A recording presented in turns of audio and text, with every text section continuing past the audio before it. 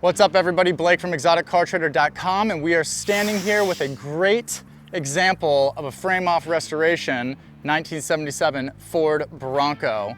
As you can see, the body was taken down completely to metal, being media blasted, and then was painted in this beautiful 1967 Shelby white tri-coat paint. Coming around to the front, you'll see obviously brand new chrome bumpers.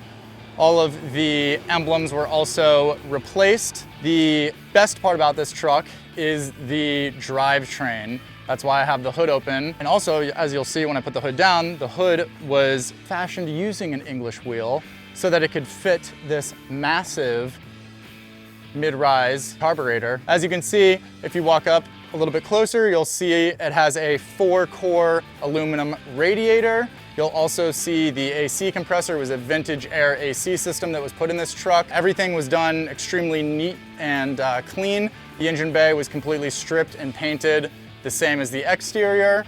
You'll see a mid-rise, I believe it's a Edelbrock. Yeah, Edelbrock on here. K&N intake, obviously. It is the original 302 that has been completely overhauled by Redline out in Davie, Florida. They did a 3/4 cam on it. They also did Roush heads and stainless steel headers. All the accessories on this motor are top of the line, as you can see. You'll also see the massive brake booster here. This is a Wilwood brake booster, and the entire truck has drilled and slotted rotors and Wilwood. It's a Wilwood kit, so the Wilwood calipers. So, as you can see, we did not want to cheap out back when this truck was built for the customer. They didn't want to cheap out on the hood, so they did not go with a fiberglass hood. They took the original hood and then, like I said, used steel to create that hump. That way it wouldn't look crappy and it wouldn't be the flimsy fiberglass crappy aftermarket hoods that they sell online.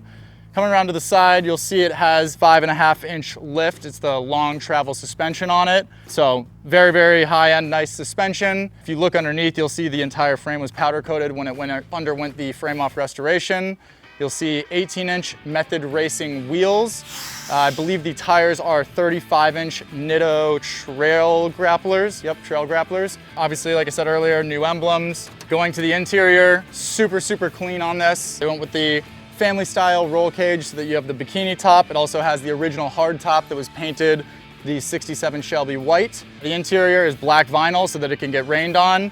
This is Kevlar lining. It's done by Line-X. They basically use paint mixed with Line-X so that it creates the same, exterior color. But on the interior, this truck was basically designed and built so that it could be rained on at the beach. It could kind of go under a little bit of abuse and not get all messed up, but it was also done so that it could be daily driven and not break down and have issues like that. You'll also see it has a aftermarket steering column. I can't remember off the top of my head which company makes that column, but it's a very expensive option. New shifters, it's got a JVC head unit, it's got all JL Audio marine system, so it's got one JL Audio amp, it's got 4 JL Audio 6.5-inch speakers, and it's got the JL Audio subwoofer in a custom fiberglass enclosure that was also painted the same color as the body.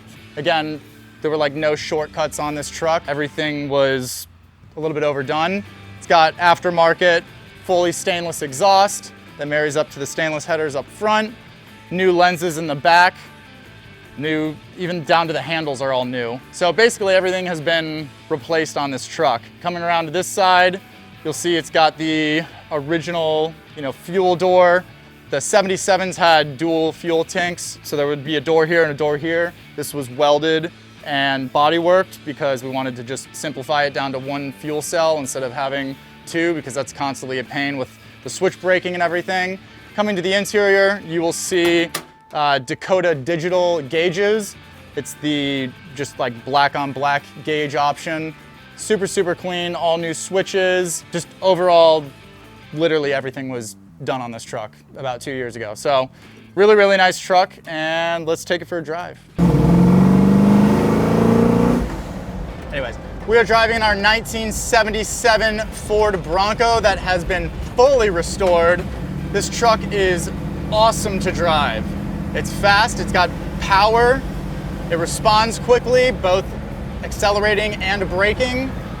You can tell, like I said earlier, nothing has been kind of shortcutted, if that's a word, or there have been no shortcuts on this restoration. It is a 2-year restoration, so there are like little, here and there type deals or things, wear and tear, whatever you want to call it. But overall, an extremely clean shape.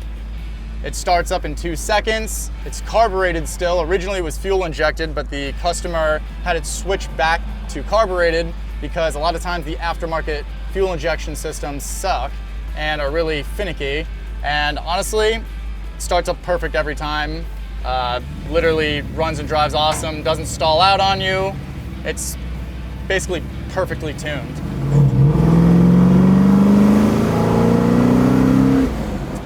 As you can tell, it sounds amazing. Like I said earlier, in the exterior portion, it has a 3/4 cam with Roush heads. It has all stainless exhaust and headers. So this thing was done right. It was done to be a performance tuned vehicle with a keen eye on being daily driven.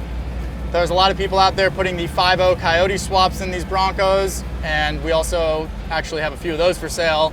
That's a really, really great options for these trucks. However, some people want the naturally aspirated 302, original style 302, just because it kind of still feels and sounds like that muscle original vehicle, but obviously being fully overhauled, it runs and drives like a new vehicle.